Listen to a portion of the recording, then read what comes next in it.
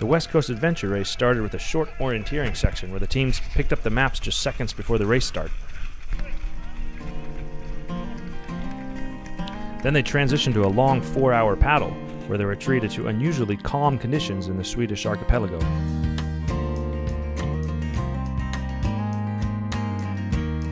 Where am I? I'm on the west coast of Sweden, just north of Gothenburg, for the first of 3 in the Swedish adventure racing series. A collection of 24-hour races consisting of running, biking, paddling, inlines, and ropes. Co-ed teams of 4 compete all summer to accumulate points. Thule Adventure Team consists of Martin, Caroline, Rickard, and Klaus.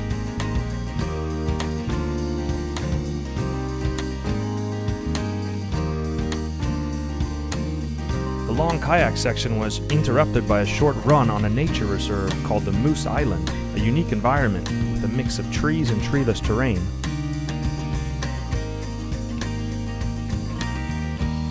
During the running section on Moose Island, the other teams appeared to respect Rickard's navigation ability, letting him lead the pack.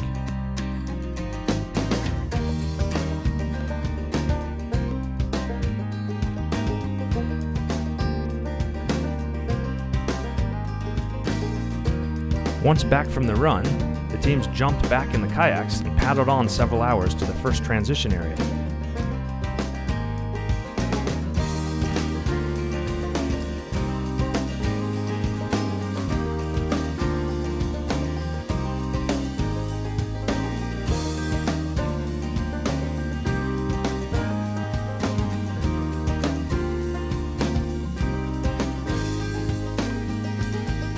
But there was no time to waste. They were quickly switching their shoes to their inlines, where they were treated to a nice asphalt section. But not entirely. The inline section, which took several hours, included several hiking sections where they were forced to switch back to their running shoes and carry their inlines, and then back again when they got back to the asphalt.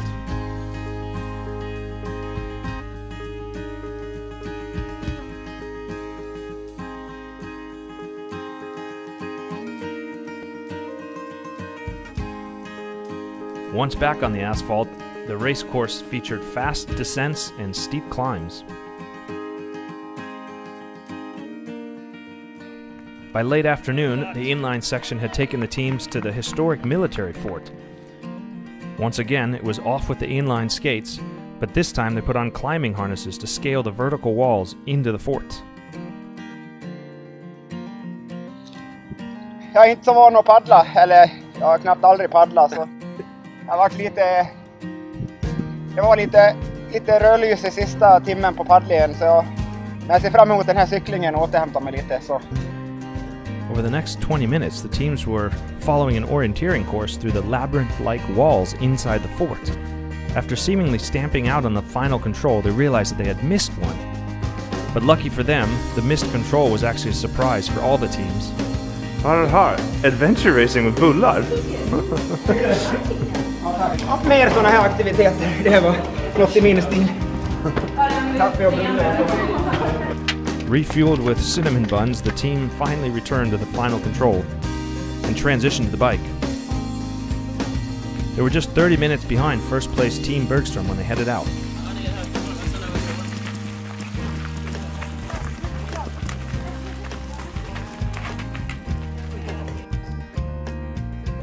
Several hours later, we met the team again, in the middle of the forest. At this point, they were only 12 minutes behind the leaders.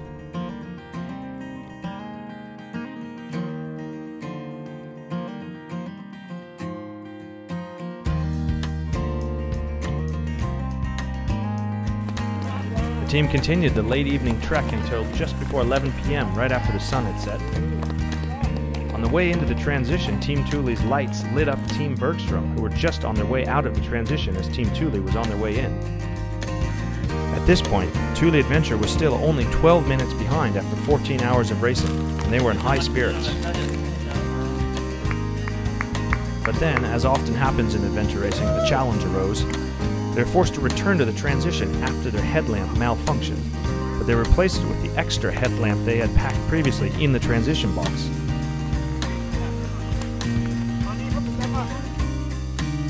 The team pedaled all night on a confusing mixture of dirt roads and trails, but but they moved into first place, passing Team Bergstrom.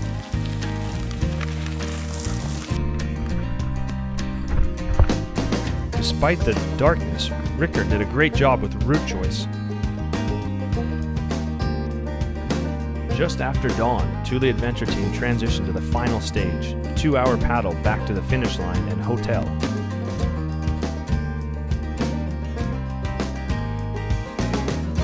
The final home stretch was windy, but the team was all smiles upon reaching the finish line. Thule Adventure Team reached their goal, not only winning the national championship, but also reaching the finish line before the hotel buffet breakfast closed. The team told us later that the buffet was a key factor in keeping them awake and focused on that final stage.